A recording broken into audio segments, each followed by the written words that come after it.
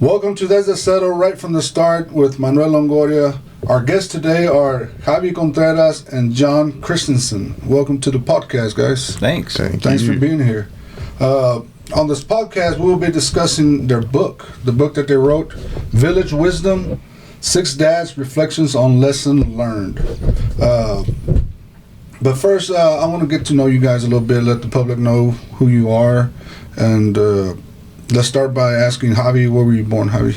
I'm from Bryan, Texas. Born and raised. Yeah. Just right down the street. Right down the street. Just to let y'all know, me and Javi are cousins. Yeah. Your mom and my mom are sisters. Yep. So that's how I know Javi. Family and family roots. That's right. I got. What do you mean? Tell me about your family. My parents. My parents. Oh, okay. Yeah. Both my parents are from Mexico. They were born there. Moved to Texas, I think, in the 70s. Right. Maybe late 70s, early 80s. But I was born here in Bryan, Texas. Been here my whole life. I got kids here, and we're just down the street in College Station. Right. Been here my whole life. Yes. And John, how about you? Where were you born? Yeah, so I was born in South Jersey on the East Coast. Jersey. I'm a Yankee. Oh, okay. Unfortunately. No, I got down here as fast as I could. Yeah, right. No, but yeah, I was born in Jersey, grew up there until I was a man, and then came down to Texas. What brought you down? What brought you down? Uncle Sam. Okay. The Army dropped me off in Fort Hood, met my wife, and we just planted a seed. Okay. But how did you end up here in Bryan, College Station? Yeah, so while I was at Hood, Jackie, my wife, picked up a job at Texas A&M, and we were, for a while, we were living in Cameron, so she would drive like an hour to work, I would drive an hour to work, and that dog don't hunt, so we ended up getting and when you say Fort Hood, you mean Killeen, Texas, correct? Yeah, correct. Right. Yeah, now it's not even Fort Hood, right? Something it's else. Calaveras or something. Like that, Yeah. It'll always be Hood to me. Yeah, right. So this book is about dads and their kids, right? Let me ask you the first question. What were your favorite childhood memories? You want to go first, John? You go. Well, I think I mentioned in the book, but my favorite childhood memories are just really hanging out with my younger sister. Yeah, I didn't have a brother, so she was pretty much my brother. I mean, we joke around. I call her my brother, all this and that. But yeah, just growing up, making games up, using your imagination, messing around the yard. She also played tennis like I did, so we would go play tennis, spend time at the courts with my dad and whatnot. But I mean, yeah, just messing around with Javi, being silly kids, ain't nothing better. Yeah, I think tennis brought y'all closer together. Oh yeah, right? 'Cause we had that in common, and we were super competitive. And did she play competitive tennis? Yeah, she played. She played through halfway through her high school years. I didn't know that. Yeah. Well, she's actually better than Javi. Yeah, I believe it. Okay, we'll see. What about you, John? What are your favorite childhood memories? Yeah, so I grew up, like I said, in Jersey. So it was really nice because we were so close to the shore. And we were like equidistant to the shore. We used to call it's the beach, but we'd call it going down the shore. It's like a Jersey term. So we were close to the beach, and then we were equidistant to the mountains. So we'd go snowboarding, and there's no close beach and there's no close mountains down here. So I miss it. You have to travel quite a while. It was very similar. We were pretty competitive with like snowboarding and trying to do crazy things on a half pipe and stuff like that. Right. It was a blast, man. Those are some of the most fondest memories that I hope I never forget. Right. All right, guys. Well, before we get going, I want to remind everybody to please subscribe to Desde Cero con Manuel on YouTube and keep the channel growing, and maybe you guys write another book and be back on the podcast. Yeah, hopefully. Sure. Well, let's get into the book. What is the book about? Village Wisdom, and whose idea was it? Yeah, so it was kind of. I think it was a collective idea. The book's about our journey as dads, right? And it's these 6 dudes wrote it, but really it's about like all fathers. I feel like the large majority of dads out there kind of go through the same stuff in different flavors, Right. And so it's just kind of like 300 plus pages of just experiences and trials, tribulations, wisdom, obviously, and just kind of like the manual, I struggle to say it, but it's almost like the manual that didn't previously exist. It just kind of gives you a glimpse into fatherhood. And so I just kind of came up with the idea one night while journaling, and just kind of, I've since kind of made the recognition or recognized that like I didn't really feel comfortable with the level of dadding that I was doing, and so like, I wanted to do more for my kids, and so I originally wanted to journal and have it just be for, my notes, giving down to my kids, and it'd be easy. But then one night, I just kind of had this like, I don't know, thought that it would be better to share it with others, and so reached out to all these dads, and all of them rather immediately said, yeah, let's go, when are we doing it, and that was one of the most remarkable things for me. It's just really cool. Right. So 6 dads contributed to this book, right? Yeah. How were they approached, and how were they approached to contribute to this book? I mean, what did you ask them, or did you tell them about what it was, or how did you approach these guys and say, hey, you want to do this book with me? Yeah, so I was laying in bed pretty much, and then I got a text from John. It was maybe 10:30 at night, and John's like, hey man, I got this crazy idea. I want to write a book about fatherhood, and I want to be able to pass it down to my kids, and just a bunch of wisdom, and answer, or funny stories to tell. That way, we can pass these on to our kids, and they can have them forever, and they can pass it on to their kids. And so right away, I told John, yeah, I'm in, count me in, dude. This sounds like a blast. I would love for my kids to have some stories of mine that I probably won't remember in 30 years from now. So sign me up. And I'm sure he did the same with all the other dads. Was like, hey, here's what I have a crazy idea. If you want to join in on this journey, let's go. And pretty soon, I think he texted me in November. Yeah. And we started writing January 1. Yeah. And every single day in January, we'd email John, our response to that day. And it happened pretty quick. But I'm pretty sure every dad got asked the same way over text or a phone call. But sorry, what the coolest part is that all the dads committed to it before we had any structure. I'd kind of sent out like a text like, hey, do you want to write a book with me, essentially? And then Steven was like, hey, should we like answer questions or something? Like, how do we want to format that? And we were all like, oh yeah, we totally should, of course. Right, because I think every chapter starts off with a question at the top, right? Yep, and then every dad everybody answers what their thoughts are and their experiences. Javi, what was your first thought when you were asked? Oh, I thought it was a great idea. I don't know if I mentioned in the book or maybe in telling someone, but I would love to know what my dad thought about certain things. Right. And I'm sure you would too. Right.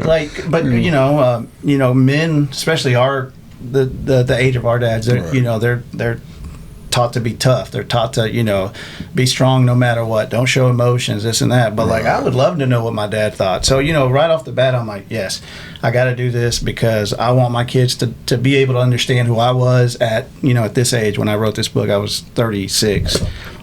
So yeah, I thought it was a cool idea. I still think it's a great idea. Right, it is. And when I heard about it, I think I heard it from your sister, Ophelia. Mm-hmm. She's like, hey, Javi wrote a book, and you should have him on here. Oh yeah, that's so cool. It's like that's a great idea, right? I think men have a hard time expressing, showing, or even talking about their feelings. Right. Yeah. How difficult was it to express yourself or to tell the story? Experience or your experiences. Yeah, so for me, how honest were you guys?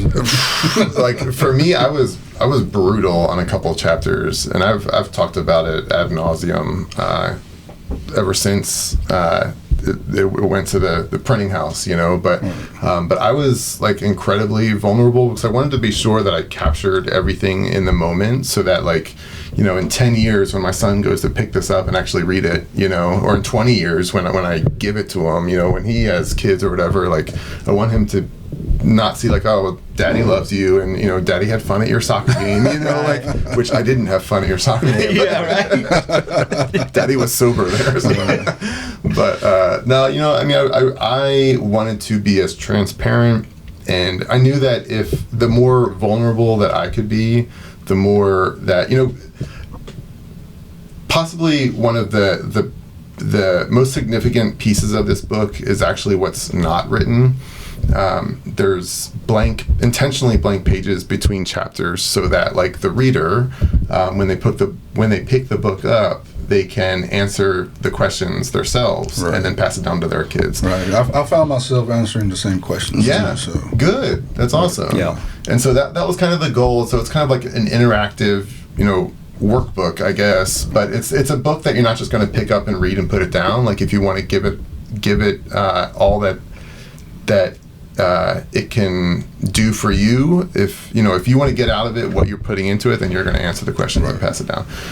And so I wanted to be sure that I was being as vulnerable as possible, so that my son will be as vulnerable as possible when it comes his turn to write. What about you, Javi? Was there any difficulties expressing yourself in what you wrote here? Yeah, but that's only because I'm a bad writer, Me too.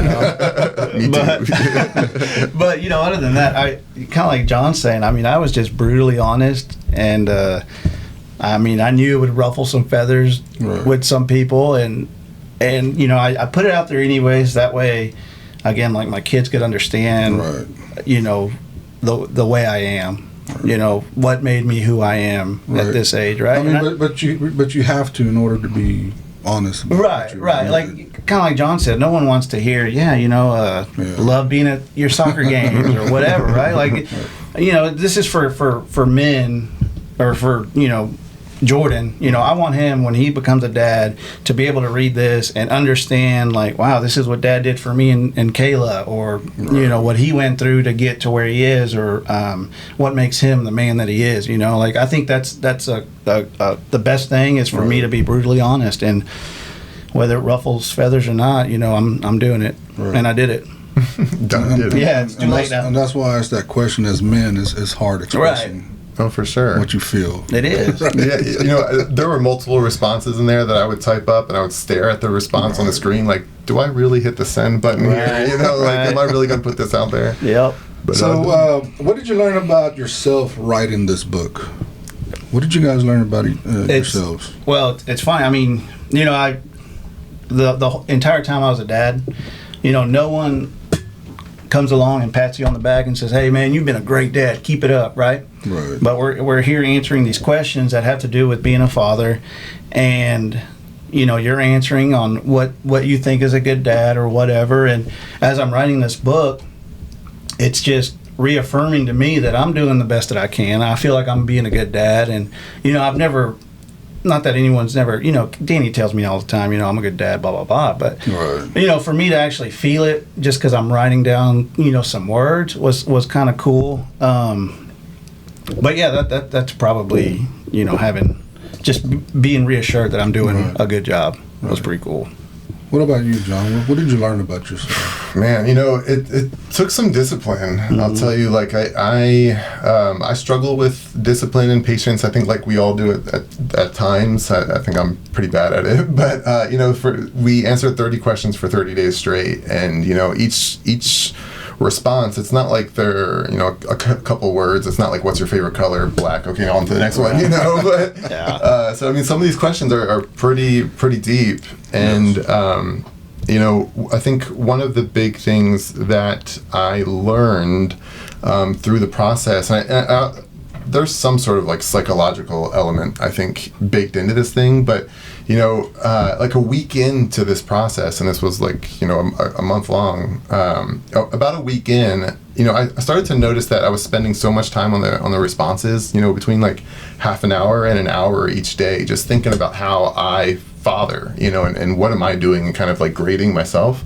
I started noticing after about a week that like I can be better here, and I can be better there, right. And so I started incorporating those kind of like self-training sessions, right. As we progressed through that month. And honestly, I haven't stopped since the book. Like, it was like a catalyst to like, hey, you need to get your stuff together Right. and start being a better dad, you know? Right. And so it really helped me a ton. So putting this down on paper kind of let you know, hey, you know, did I do that? Yeah, it's just like studying, right?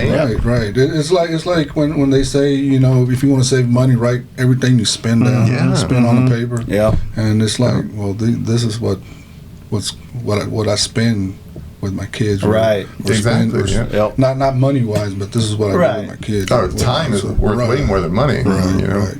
Yeah. So let's in the chapter advice, Javi, you wrote about saving money.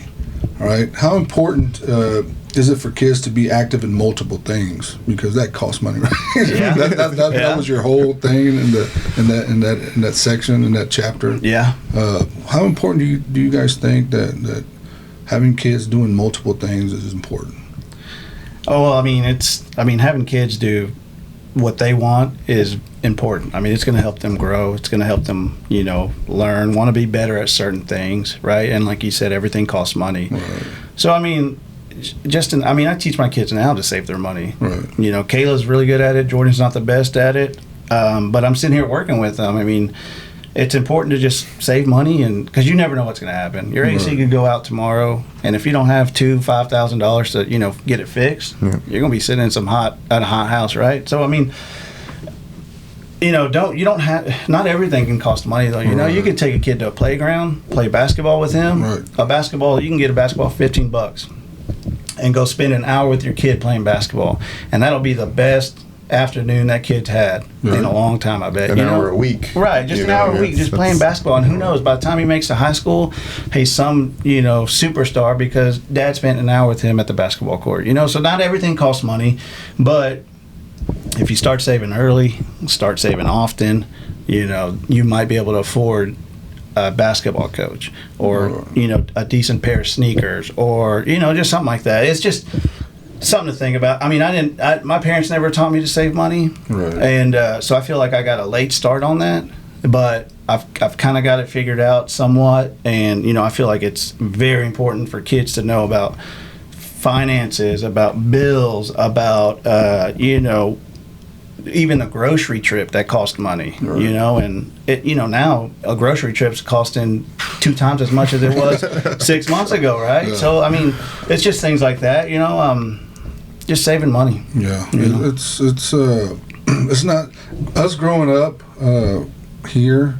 What do you know about travel ball? We didn't have none of that stuff. Yeah. And we never spent a dime on anything. Mm-hmm. You know, Little League was $15 probably, and that's all we spent on during the Yeah. summer. Yeah. You know, we didn't have the big shoes and the fancy, you know, Bats caps and all bats, everything. yeah. You know, we used the bats that came out of the Little League. Yeah, my whole team shared a bag.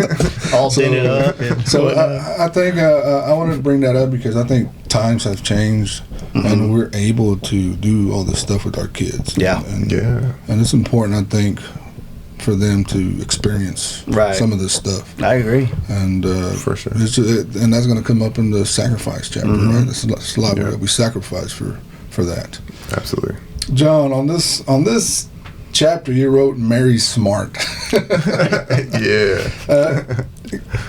Explain to me how important is having a strong spouse in raising kids? Man, my spouse is the strongest. Man, she doesn't know it, but she's saved my life. You know, I mean, she took me under her wing and fixed me. You know, when we met, I was you talk about money and how to manage it. You know, I was deep in the red. I don't think the credit score. I don't think there's.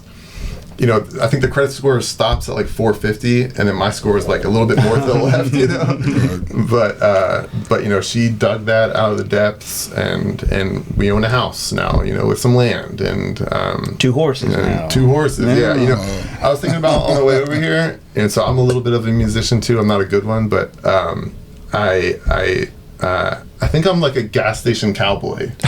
What do you mean by that? Because like I'm from Jersey, you know, and now for the past 2 months, you know, I've been wearing a cowboy hat and going out and scrubbing down horses and feeding and bringing hay out there and mucking stalls, and I love it. but I got a $15 cowboy hat at some gas station, you know, and this belt from Buc-ee's, you know. Right. So I That's mean, all like, it takes. Man. That's it. yeah, so I'm like an imitation cowboy, but no, you know, and I owe all of that to my wife. You know, like Jackie, I've never had any goals to own a horse. You know, when I was growing up in Jersey, no goals to own a horse or even to, you know, live rurally. But yeah, it means the world. You know, and especially in the dynamic of a family, right? You know, I grew up in a split household where my parents divorced when I was 4, 5, 6, somewhere around there. And so, you know, my dad wasn't around all the time. And so, and I think, I mean, I don't know all the details, and I don't really, honestly, don't care to know. But, you know, there's a bit of a dynamic there that's missing because my dad wasn't in the house. You know, I saw him every other weekend, maybe for a couple hours at a tennis tournament or something, you know. But by having a strong wife and somebody that's very opinionated, very intellectual, very career driven, very driven in general, you know, I think that helps set, you know, a standard for the kids. You know, I'm hoping that my kids are better with money. You know, I'm hoping that they're better, you know, more strict and you know, have better discipline because of the way that we parent in a house. You know, and so. Right. But marrying smart, it's not as easy as it sounds. Oh yeah, no, it's hard. I got lucky. Right. I think it's either luck or faith. Yeah. It's either faith because I was telling you guys earlier about my situation where, you know, my 2 daughters passed away and I got divorced, and at that time I didn't think I was gonna get remarried or anything, and when I met my wife, you know, I think it was faith and luck at the same time, because I don't think any other person would have handled that situation with me at that time. Yeah. And you know, she managed to do that, and here we are, you know, 20 years later. So so I think it's a combination of faith and luck. You guys have been together 20 years. Yes. Holy smokes, that's awesome. Right. Wow. Yeah, it's pretty awesome. Yeah, right. Yeah. In the chapter presence, on your dad coaching you, Javi, what do you understand now that you didn't understand when your dad was coaching you? Ooh. That's a good one. I haven't been asked that yet. There's a bunch of stuff. Nice. No, now having my own son that's in sports, you know, I realized that he was doing it out of love.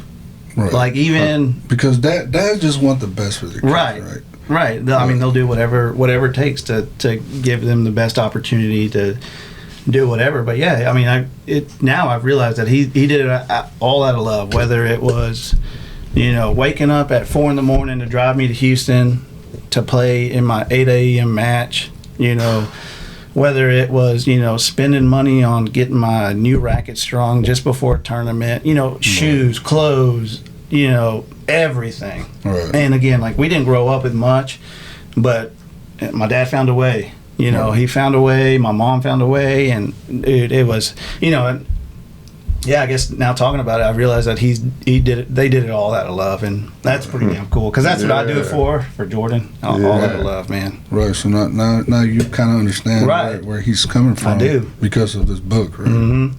Okay. Oh, and that question. That was a good one, yeah. Sorry about that. No, I like it.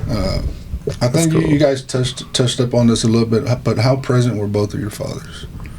Yeah, so I grew up in a split household, so I didn't really, and I still don't see eye to eye with my stepdad, and my dad, you know, I saw every other weekend, but, you know, it was just such a weird time. You know, I was growing up and all my friends were in town, and my dad lived like half an hour away, so I wouldn't want to go to my dad's house. I wanted to be spending time with my friends, you know, so like I was a jerk little kid, and so there wasn't a whole lot of presence, you know, and so I think that might be part of what led me to here, because I didn't have like that fatherly role model in the house 24/7 like I am for Camden or Avery, you know, and so yeah, I think wanting to understand everybody else's aspect and perspective, it's really helped me. Right. Yeah. What about you, Javi? Oh, my dad was, I mean, he's always been around, you know. He, like I said in the book, he coached me for a few years in tennis, and He's always been there. He's always there now. I mean, if I call him, he's answering. And, there's times where he calls me once a week just to chit-chat. But he's always there, and he's been there. And, I'm grateful for that. That's good cool. Guy. Yeah, he's one of everybody's favorite uncles. Yeah, he's pretty funny. Yeah, Did he play tennis before you started playing? No. I don't know. He just learned. Yeah, he just watched tennis and loved it and wanted me to play because he loved it, and so I did. Wow. And cool. The rest was history. Yeah. Right. Huh. So on the chapter health, John, there's a quote that I like that you wrote. If I can provide them with what they need, they can fill the gaps with what they want. Yeah. I really felt that one for some reason. Yeah, good. Explain that to me. Yeah, I think, because, and I'm sure you guys see it on the baseball field, and playing tennis, but there's parents out there that are, they're helicopter parents, and they're like, hey, you're going to play shortstop because I told you to play shortstop, or, why'd you strike out or whatever, like you fix your swing or whatever, but like, I want to try to avoid that and let these kids be kids, and let them grow up.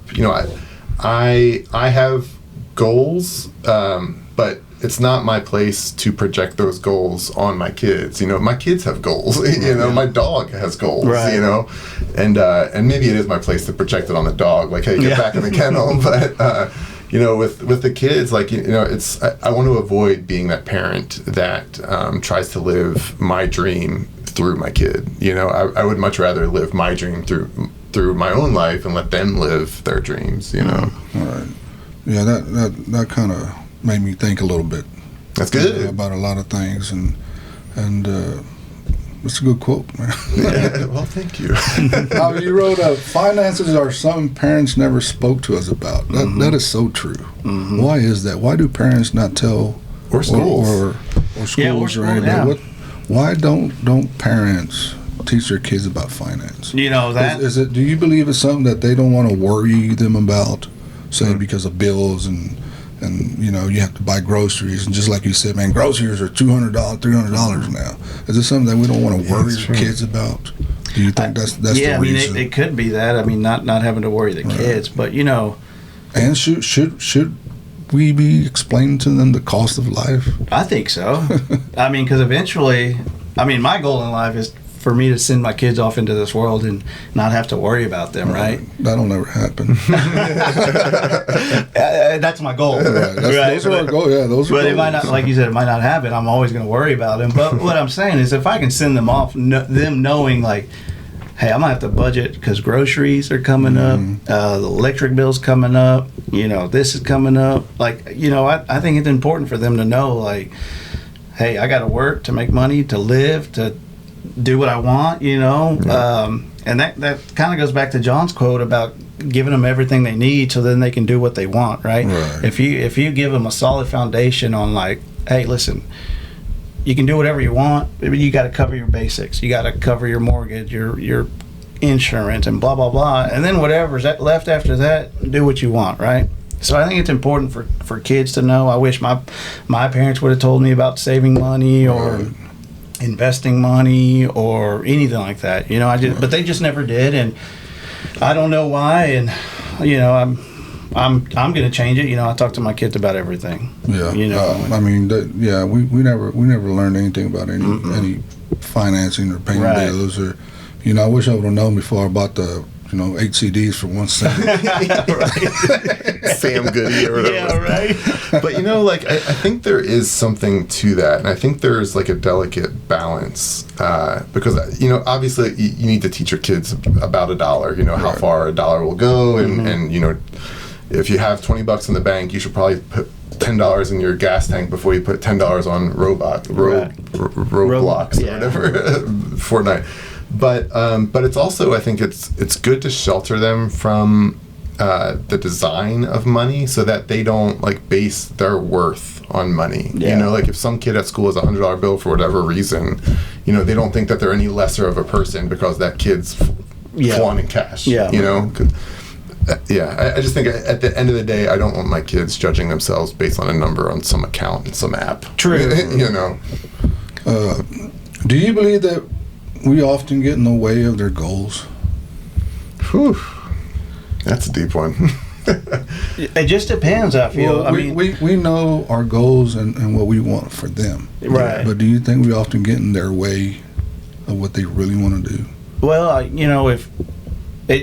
feel if there's a open communication between father and son, and like if Jordan were to tell me, hey, I don't want to play baseball anymore, it would hurt because I love watching him play baseball. He's really good at it. But if he were to say, hey, I'd rather do this, I mean, I'm going to support him no matter what. So I mean, I feel like I wouldn't get in the way if Jordan had different goals. But I leave everything up to him. What with baseball and what other sports he plays in the off season. But a lot of the times they don't want to disappoint us either. True. Yeah. So we don't know. If right. That's all I'm asking. Do you think that sometimes we get in the way?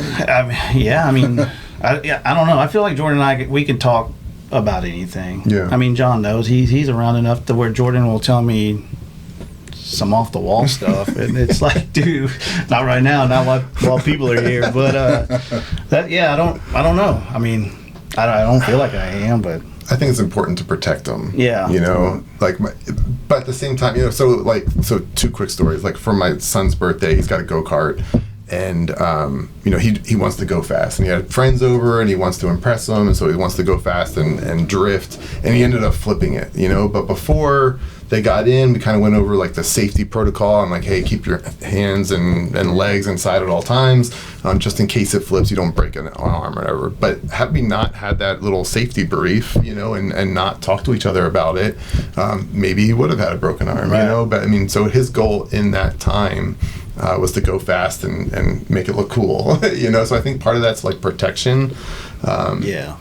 But I lost my train of thought. But the other aspect of like not impeding their goals, I think, is in just propping them up. And so like the other day we were driving home. I can't remember where we were coming from, but we spent about a half an hour in the car, and he was talking about how he wanted to be a YouTuber. And like when I was a kid, right? And so that's what my parents did. They would laugh at me. I laughed at myself too. Yeah. But he wants to be a YouTuber, and when I was growing up, my parents would be like, "Oh, that's great, but make sure you have a plan B." And so I thought about telling him that, and I didn't want to sound like a broken record, like a family broken record, And so we spent 30 minutes talking about how he's going to make his YouTube channel work. Mm-hmm. He doesn't have a YouTube channel. He has no idea what to do for content on YouTube. Right. But he wants to eventually someday. But we started kind of riffing on like, all right, well, how much time are you going to dedicate to filming or editing, and sourcing your material and just doing all these different tasks. And we stepped through like the process of actually becoming a YouTuber. I don't know anything about YouTube, so I'm not a YouTuber. Mm-hmm. But just like the process, because it's not all just, you don't just hop on a computer, click record, and then poof, you're done. There's a lot of work that goes into it, Yes. And so we kind of started talking through it. And so, like, I'm more of the type to, burn the boats. Like, if you're going to do something, I'm like the on-off guy, full send. Like, burn the boats, there's no going back. Go through, Right. Oh, yeah. And so we kind of started discussing that, and I think that was really cool. That's nice. In the chapter childhood, this is for Javi. Okay. That's probably another deep one. Yeah. All right. Keep hitting them with the deep stuff. For real, man. So you knew that your parents loved you, but they never said it, right? Mm-hmm. Do you think it's a cultural thing? I believe so. Yeah. I mean, yeah. Because, I was the same way. Yeah. I just knew that my dad loved me. Right. But to this day, I don't think he's ever said it. But he doesn't need to, right? Yeah, exactly, yeah. Does he tell you? But I used to tell these guys all the time. I mean, he's 19 and going to college now. It's like, it feels weird sometimes. Yeah. But, when they were little, I used to kiss them every day and tell them that I loved them. Yeah. That's cool. And do you think that culture needs to change? Yes, but I mean, it could also be just the time that our parents grew up. I mean, again, those men just didn't show emotion, right? They went to work, made money, came home. The wife did the cleaning, the cooking, the housekeeping, and the men just didn't show emotion. And, like I said in the book, I knew my dad loved me. He just never said it. When I read what you wrote there, I kind of felt Yeah. what you were saying. Right. And I kind of like, I think Javi wanted to be told that you were loved. Well, right? yeah, I You mean, wanted to be told. yeah, right? what kid doesn't, right? I mean, not that I didn't feel it, Right. but yeah, it'd be nice to have it. Hey, I love you. Good job. Yeah. Right. And so I make sure to tell my kids that I love them. And, you know, I show them also. I don't just say it and not mean it. I mean, I mean it every single time I say it. But, yeah, I mean, it could be a cultural thing or, you know, just an era, you know, that our parents grew up in, and that's just how it was for them. And, you know, because now my dad, he says it to me every so often, which is way more than he did when I was a kid. But I'm trying to change that with my kids. You know, I want them to know that Dad loves them. Right. Yeah. Hey, Alex, I love you, dude. So there you go. Yeah. John, what do you think is the difference between your childhood and your kids' childhood? Oh man, I thought I said I wasn't going to get You're it right. deep. You know, so I mean, I was in a blended family. So at any given time, you know, my stepdad has 3 kids from a prior marriage. My mom, or me and my sister, obviously, on our side. So we had 5 kids in the household, and so we didn't always get an incredible amount of attention. You know, like if it wasn't my soccer or tennis tournament this weekend and it was Bobby or Danny's, then they were getting all the attention and I was chopped liver, you know. And so if it was mine, then they'd be rooting for me on the sidelines, you know.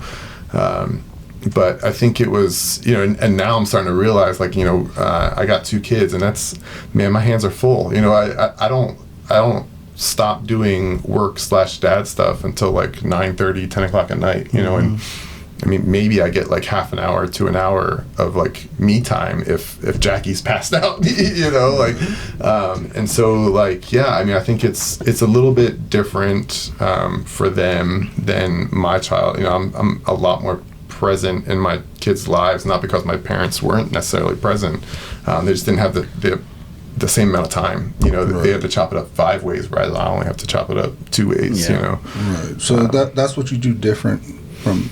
Yeah, I think so. I mean, I'm trying to think. I mean, my household's definitely a lot less strict than what I grew up in. I mean, man, my parents, it was strict household. Like, turn off all the lights, close all the doors, you know. And I still get mad at my kids when they don't turn the lights off or close the doors. But like, I think every dad does. But like, I would get beat if I didn't, you know. Like, but Are you guys afraid of your kids growing up? oh yeah. Yeah, I mean, it's a scary world, man. Well, you know, my kids just went to their first ever sleepaway camp for a week, and that's the longest I've ever been away from them for. Like, it was an hour and a half away for a week, and I missed them, dude. Yeah. Like, I mean, I got home and like the house, like, I love silence. I absolutely love just nothing, you know. And so I walked in the house, and it was like the loudest silence ever. Yeah. You know, you're like, damn, like I need to hear somebody arguing. Right. What's going on? But, yeah, it's crazy. Are you guys afraid of your kids going through what you went through? No. Not in a very like bad way, but you know, like say, hey, you know, I'm gonna tell my kids that I love them. You know, are you guys afraid that you might be doing the same thing without even knowing, maybe?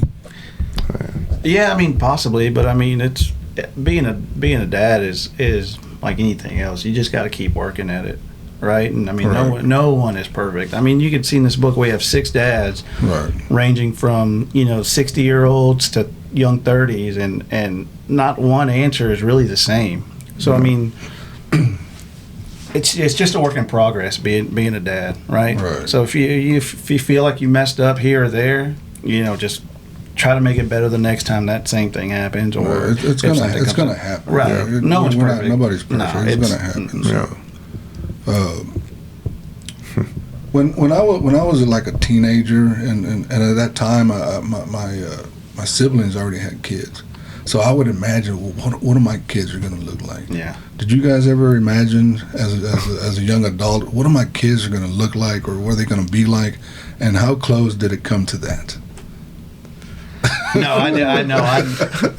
I did. Yeah, I never imagined any of that. You know, I didn't I don't really now I think about you it. never pictured yourself as a dad as a No, as a young- not while I was growing up. I mean, I had my kids pretty young. I was 23 when Kayla was born, and 25 maybe when Jordan was born. So I mean, I was still fairly young, but all the way until then, probably not until I met Danny, I did not think about kids at all. And you know, she's my wife, the love of my life, and I thought about having kids with her as soon as I met her. You know, Right. so I really didn't think about it till then. How close were you, John? You know, so I remember being like a teenager in high school and like laying in bed dreaming of like, man, one day I'm gonna have a wife. You know, like that was like just dreaming that, like that's crazy. You know, and I hadn't even had my first kiss yet. I watched too many movies as a kid. But yeah, you know, I never really thought about kids until I got a little bit older, until we got married, you know, at least with Camden and Avery. But I lucked out. They got their looks from their mom. So, but Avery also got her attitude from her mom too, so we'll see how that goes. Right. On the chapter Sacrifice, both spoke about giving up things for your kids, right? What do you believe is the line where sacrifice is too much could either affect you or your kids? You go. You want me to go? Okay. What is that line in sacrificing things? Yeah, no, I mean, I don't know. The line's going to be different for everyone, but you know, one of the important things that I do with Danny is we make sure we have our time. You know, the kids are going to take up your entire life forever, right? But mainly those first 18 to 20-something years. So what I do is I make sure that Danny and I still have a solid relationship. Right. We find time to either just watch crap TV, you know, one evening, or go out and have a drink, you know, and appetizer or whatever. But I think it's important for also the kids to see that, hey, mom and dad still love each other. Right. That's what my future relationship could look like, is, you know, dad smacking mom on the butt as she's cooking dinner or something like that. And so I think it's important you know, to just show them that. Right. And, you know, work on yourself too, you know. Right.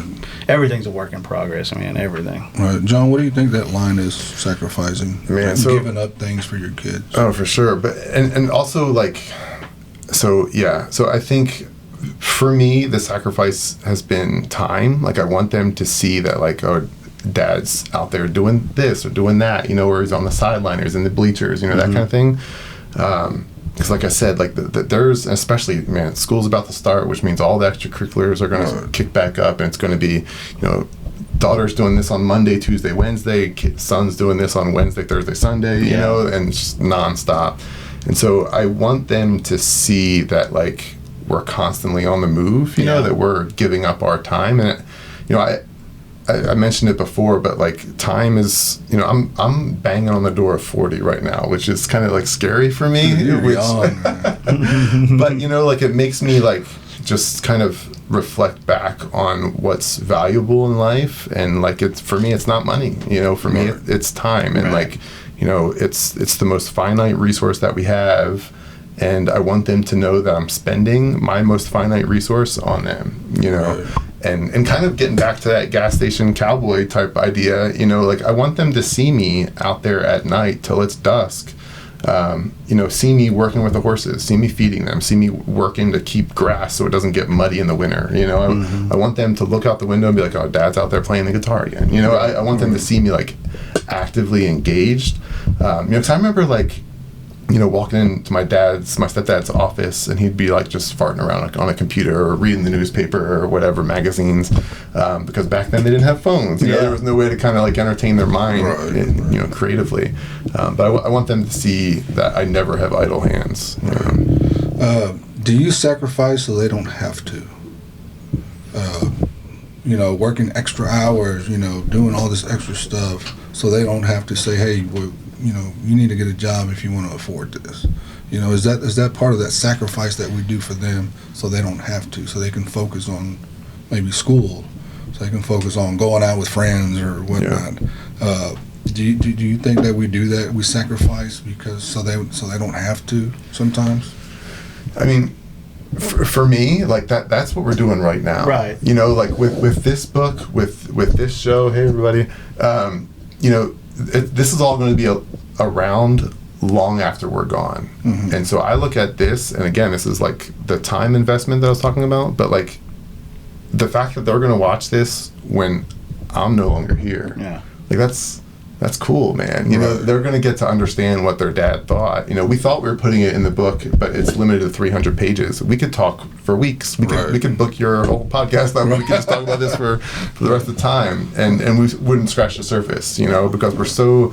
I think what this book did for us is it gave us the keys to our souls, you know, like, I mean, just to kind of open up a door and start, you know, allowing people to kind of see that they can do it too. Mm-hmm. Right.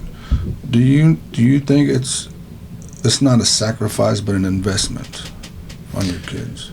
Yeah, that's probably a better way to look at it. Right. Yeah. You know, it's because everything we do is for them. Yeah. Right? Right.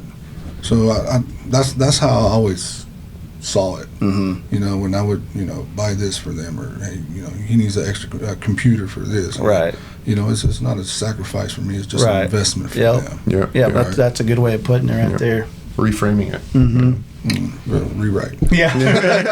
Version 2.0. In the chapter Change, John mentioned, you know, about restriction in the name of safety. You know, I think you said we restrict them in the name of safety. What do you mean by that? Do we baby them, or what do you mean by that? Or do we not allow them to do things just because of safety reasons when they could maybe progress in something that they're doing, say riding a motorcycle, you can get better. Yeah. But, hey, back it up because I don't want you to get hurt. Right. Is that something that we do often? I mean, we have to watch out for their safety at all times, right?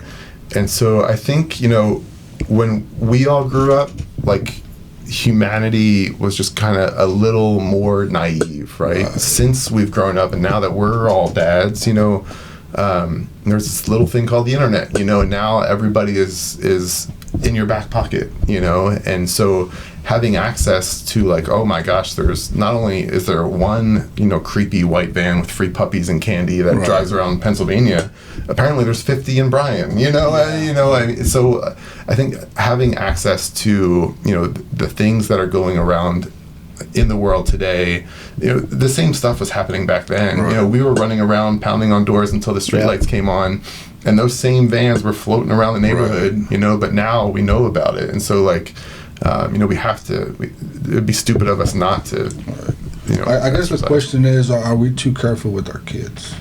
Yeah. Are we being too careful with them and not letting them, you know, grow? Yeah. Yeah, I don't, man, it's a tough question. You know, I want my kids to grow. You know, I want my kids to start doing more chores around the house. I want them to start washing dishes and mopping the floors and cleaning litter boxes, you know.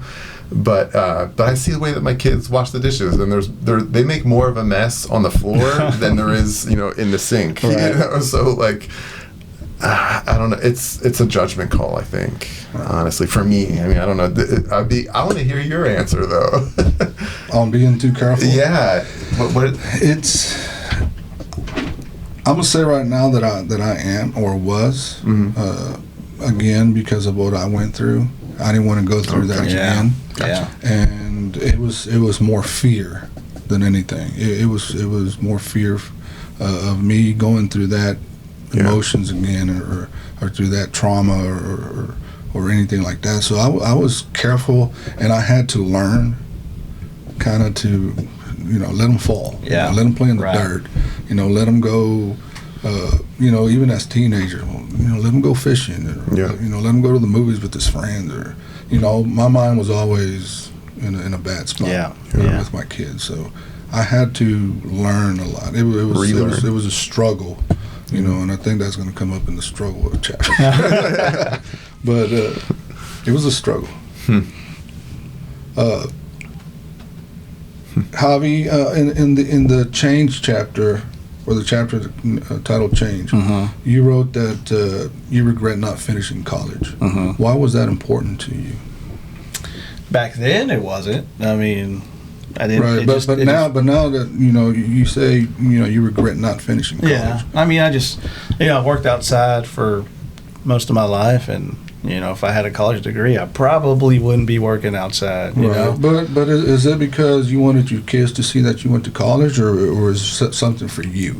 A little bit of both now. I wish I would have been able to just stay disciplined, and because I started, I just didn't finish. Right, I'd rather do other things. I wanted to party. I want to hang out with friends.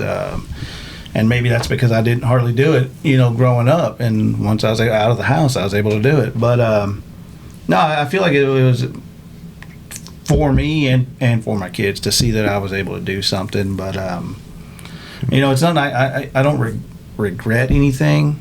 Because again, everything we went through makes us who we are today, right? And so, who knows where I'd be if I had finished college or whatever. There's no telling. But that's one of the things I would have changed is just to be able to show my kids like, hey, look, this is what your dad did, and this is what you can do. And I tell them all the time that they can do it, and they will do it. And, and it's in their plans as of now. So we'll see how that goes. Right.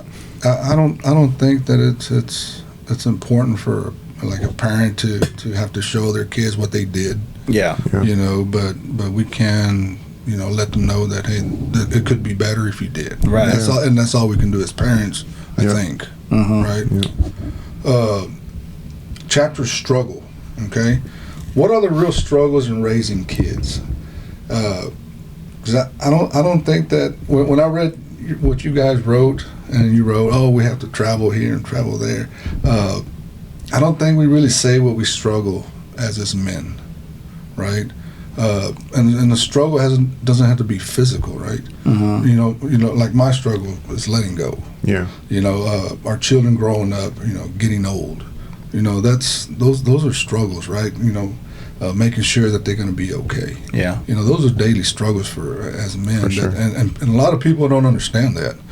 People think because we're men we're naturally stronger. I mean, it's hard, So what are the real struggles?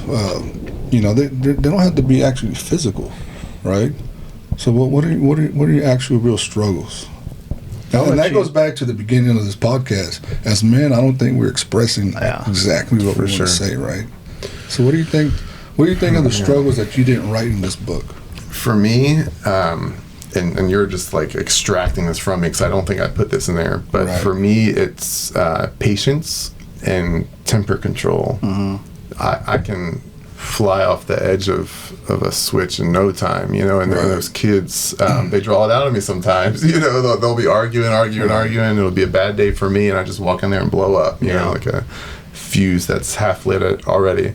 But also patience. I mean, like these kids, you have to kind of think about it like they're young. They're not dumb. They're just young, And so like sometimes I'm like, Camden, I told you 3 times, go do X, and if he doesn't do X, I'm like, I told you 3 times, but I don't know what his little mind is processing, and how fast they can process all those things, and so like I'm real quick to lose my patience.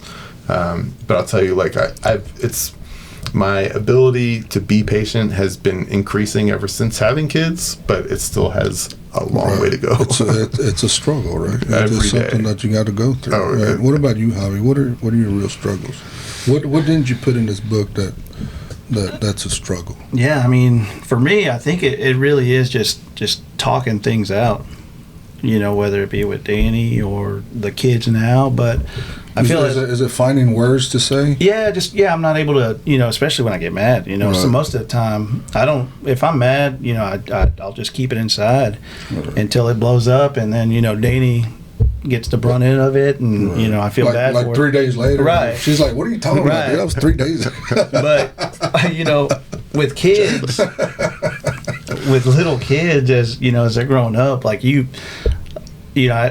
I don't know if I say it in the book, but Caleb made me a much better dad just by her being a girl. Because you got to talk to them. You can't, Jordan and I can slap on the back of the head and be like, dude, go pick that up. But I can't do that with Kayla, right? So, I struggle as early on. I mean, now I feel like I'm doing a little better, but I'm able to communicate with them a little better on, why we do certain things this way or why we need to do this before we do that. And, I feel like I've gotten better with talking with Danny about certain things. Like if something comes up, I feel like I'm pretty quick now to not hold it in for 3 days and then blow up on her. And then she's like, what the hell? I still do that. Yeah. I mean, I do it too still from time to time. But, I feel like I've gotten a little better at that's one of the things I struggled at was not opening up and letting her know exactly how I feel about, whether she said something to me or did something to me or whatever. And I feel like having kids kind of help because you got to explain to them, like, they're kids. They're not adults. You can't be like, well, you pissed me off, right? Yeah. You got to be like, hey, you can't do this because of this or that. But pro tip, everybody at home, you're very thorough with them. Like you don't just tell them like if they come ask you for something, you're not like no or yes. Like you're really thorough. Both you guys, you and Danny, are thorough with your responses. I think that helps. You say no and then explain why. Well, yeah, exactly. Okay. I think and sometimes.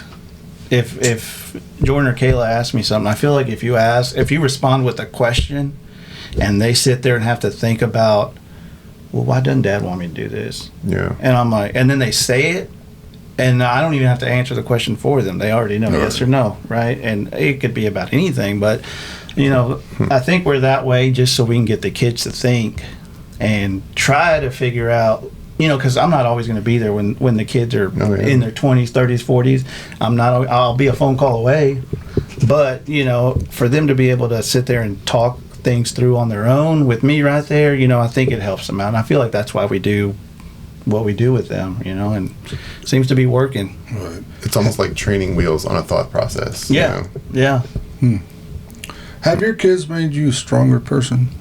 Oh, yeah, absolutely. I mean, I just said it. I mean, Kayla, she's a girl, and she's a girly girl. I mean, for the longest time, she was the definition of throw like a girl, right? And she was my only baby for 20 months, and she had the dresses and the, tea parties and this and that. And, poor Chavis, she wasn't the girliest of girls, right? Because she had me as a brother. But, Kayla made me a better dad than I thought I would ever be.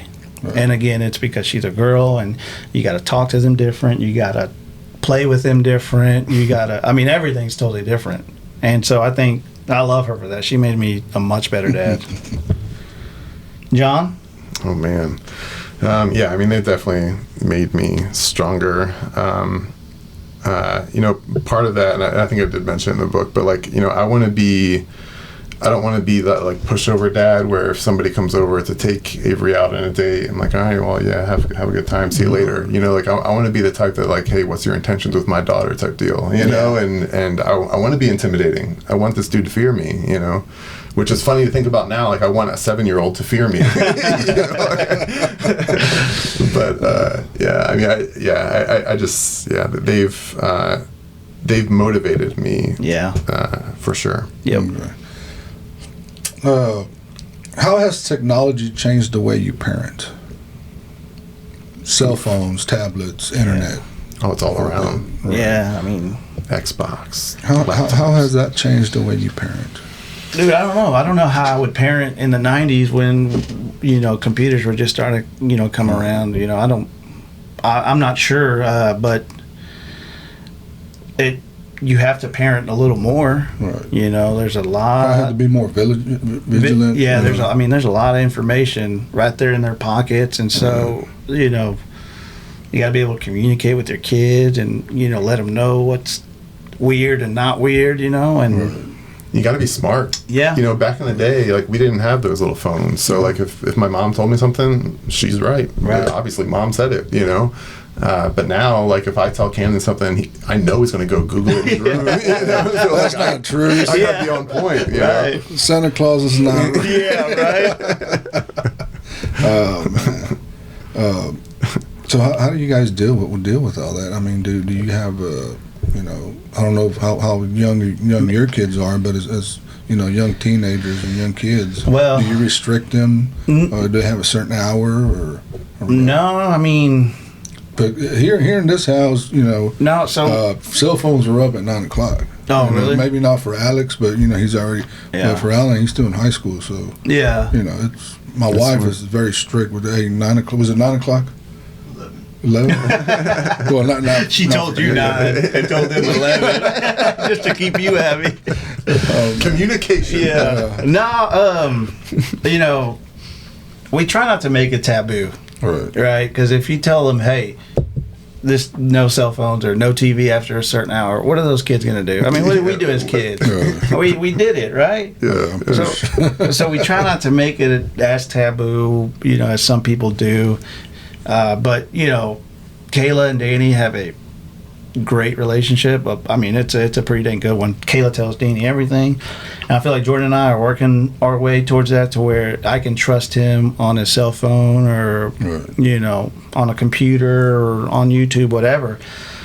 But I mean, it all comes back to communication, being able to talk, and if Jordan, he came home the other day from a sleepover and his friend showed him something inappropriate, but Jordan was confident enough to tell me about it and know that I wasn't going to flip out on him and get mad at him or his friend or whatever. That's cool. And it wasn't anything serious. You gave him that confidence to come to you and come and talk to me about it. You're not going to get in trouble, right? And we talked about everything, and told him some things, and ended it with, hey, I love you, I appreciate you coming and telling me this, I'm proud of you for telling me this. Now something like this we just had a whole talk, but it's just being able to have that open communication with them. I think that's really cool.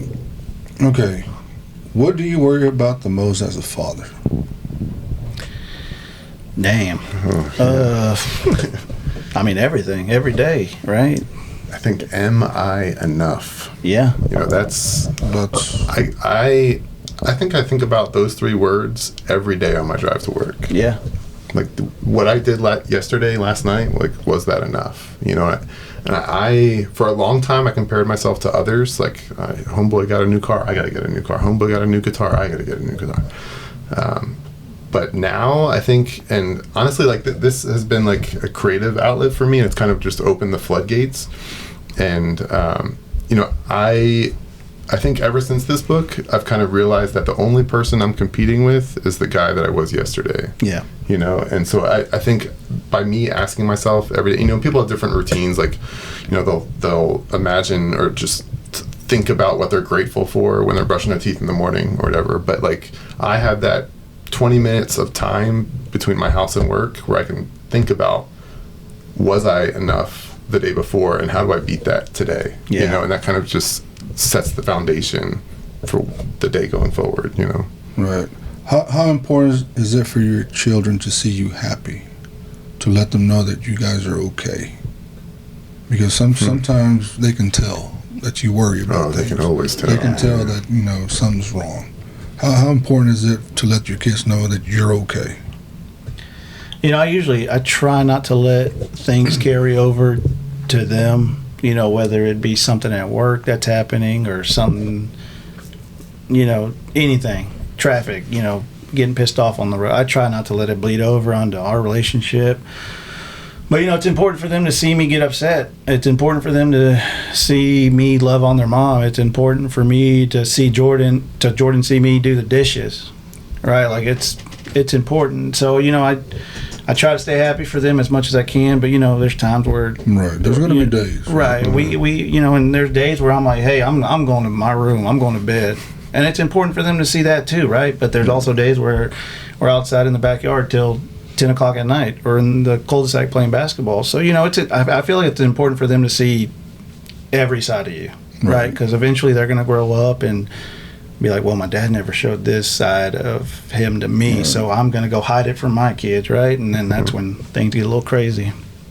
What about you, John? Yeah, I mean, I kind of grew up where, my stepdad was always miserable, and my mom always had a smile on her face. Didn't matter what was happening, but she was always smiling.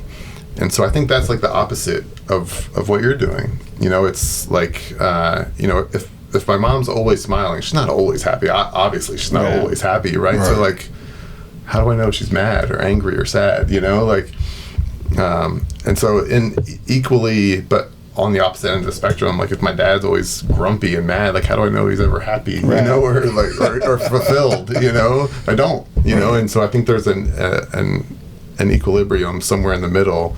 I think that's great what you're doing. I mean, I try to do that. We talked about my patience and my temper earlier, but sometimes that gets the best of me. But I think it's important for them to see that, you know. Right. I think it's important for them to just learn how to process their emotions because they don't know what they're going through. Exactly. What is the thing that brings you and your kids together? Food. It could be anything. You know, what is it?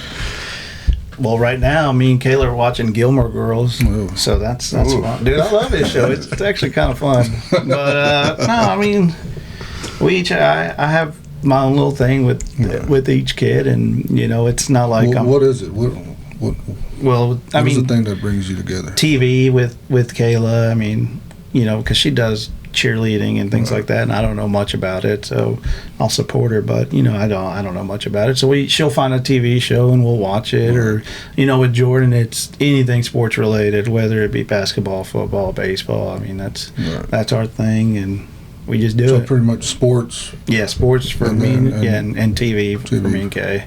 Right. What about you, John? Yeah. What's that thing that brings you guys together? Man, so I think the deep response is experiences, right? Like we go on a lot of like just weekend trips to random spots, and you know, it's not even so much the destination, right? Like if we're going to float the Frio, like it's fun to be out on the water, but honestly for me, and I think for the kids, it's more fun to pull up to Buc-ee's, walk into this huge gas station and just, you know, go spend $50 on just snacks, you know, just for the next 3 hours. Let's veg out. $50 on just barbecue sandwich. Yeah, seriously.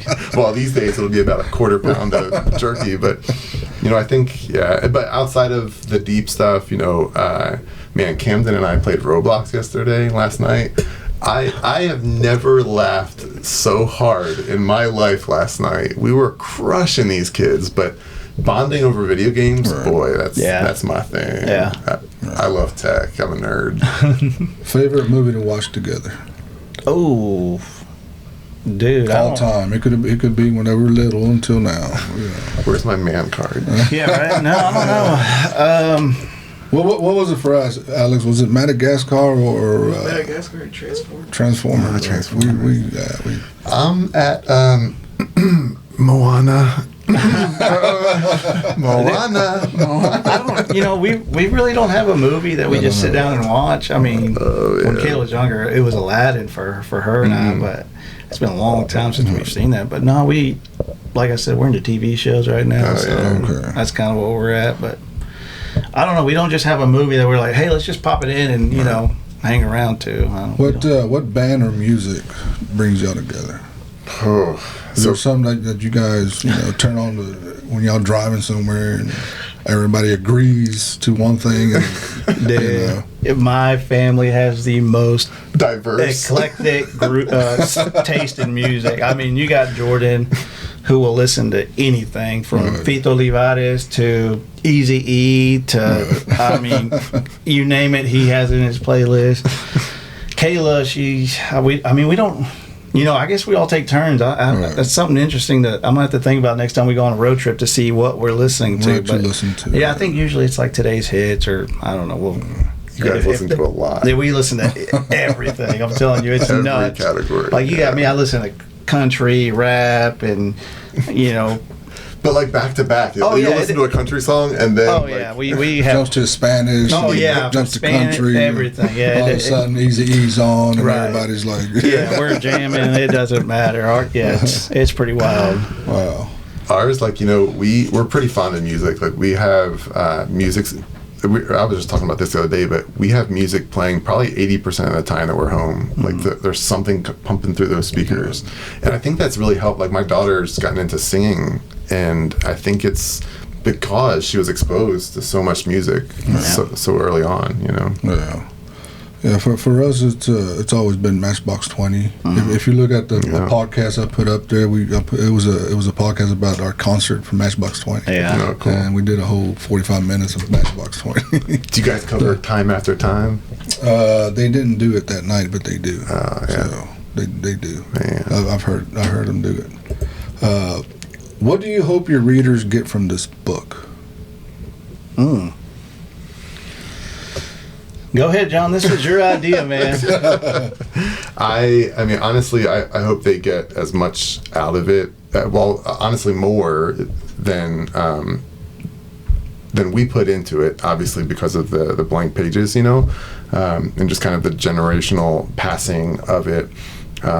But I mean, kind of like I mentioned before, like just, you know, the experience of writing it on a consistent basis for a month. You know, I just learned about the Tetris theory today, where, like, you know, if you play enough Tetris, apparently, you start seeing it like in the world. And, you know, if I play Tetris for 3 hours a day, I'll start like seeing like your posters and be like, oh, that's the shape of this. And if I turn it that way, I can kind of like manipulate the shape in my mind, you know. And so I think by focusing on a topic for a consistent, you know, for a period of time consistently, I think you just naturally get better at it, you know. And that goes for music, it goes for tennis, it goes for poker, it goes for whatever, I don't know, fatherhood, you know. And so not to sound cheesy, but I'm hoping that somebody out there becomes a better dad for picking up this book. Right. Well, you know, what I hope dads or even moms who read this book get out of it is that there's no one way to be a dad. Oh, for sure. Or a great dad. Oh, yeah. Right? Like, it's, I mean, you're doing the best that you can, you know, because I probably wouldn't be a good dad for Alex and Alan, you know, and you probably wouldn't be a good dad for Kayla and Jordan, but we're doing the best that we can, and I hope that dads realize that, you know, kind of like I did as they're writing their entries into the book, that, you know, you might not do it the way Scott did it or Trent did it or John did it, but I'm doing it my way, and it's the right way for me. Yeah. And it's okay sometimes to not get it right. Right. Yeah. And in fact, sometimes it's better if you get it wrong. Yep. You know, just so they learn, and it's a moment in time that they can stamp as a milestone. Right. You know? So what else do you guys want to add to the podcast? Anything you guys want to say? Well, just as like promo, you know, this is kind of fatherly based, but we're currently editing the mom's edition. That's coming up. So for those out there interested from the mom's perspective, and I'll tell you, I mean, obviously I'm really proud of this book. I think we put a lot of effort into it, but the mom's version, it's going to make this thing look like a coloring book. I mean, it's really, really good. So when that comes out, they're going to come in. That's right. That's right. Talk trash about you guys. That's right. You should have them on there. John, for sure. the dishes. Yeah, for sure. Where can the dads find this book? Yeah, so it's at village-wisdom.com. You can also find it on Barnes & Noble and Amazon, but we prefer village-wisdom.com. Okay. You know, I've been reading, and I'm gonna go back to read everybody else's comments or experiences. Right. Trent Carlson, John Christensen, Scott Christensen. Is that your brother? Dad. That's your dad. How cool! Wow. I'm definitely gonna go back and read that. Javi Contreras, Stephen, Marquardt. Wow. Say it again. Marquardt. All right. Marquardt. And Casey Weagle. Yeah. KCR Weagle. Yeah. Okay. Well, congratulations, guys, on this book. It's a good book, and I'm gonna go back and read the whole thing. You know, I read your parts for the podcast, but you know, it was a very good book. Fill it out, make your own entries, and save it. Well, pass it on. I've started to write it. Yeah. You know, period already. So awesome. Any shout outs you want to send out? Dating, Kayla, Jordan, love you guys. Kids, probably. Yeah. Hey, Mom. Love y'all. I'm on the interwebs. All right. Well, before we go, little quick reminder to please subscribe to YouTube. Desde Cero con Manuel, and keep growing the channel. Yeah. Keep growing the channel so we can still be here. So when the ladies write their books, that's right. You can have them on here. Yeah. All right. Well, guys, thank you for being here, Javi and John. Thank y'all for being here. I appreciate it. We appreciate it. I hope you guys enjoyed it, and I'm pretty sure the audience is going to enjoy this one. So yeah, good. Thank y'all, and we'll see y'all next time. And thank you guys. See ya Later.